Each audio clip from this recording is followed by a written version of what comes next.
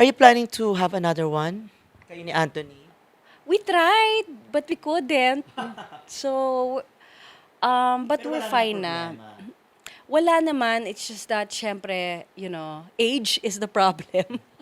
May bata ka pa, Andrea. Yeah, pero, I mean, ano na eh, parang his daughter is 10, Bea's 14.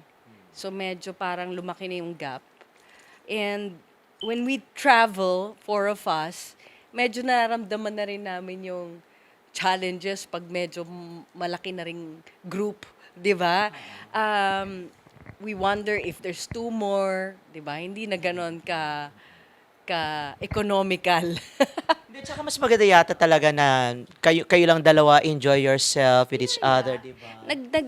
Ano na kami, kumbaga nandun na kami sa point ng life namin. It's really more companionship and and then nandun na rin sa age yung anak niya, mga anak namin wherein they're more fun to be with. So hindi na kami naghahangad ng baby, ganun.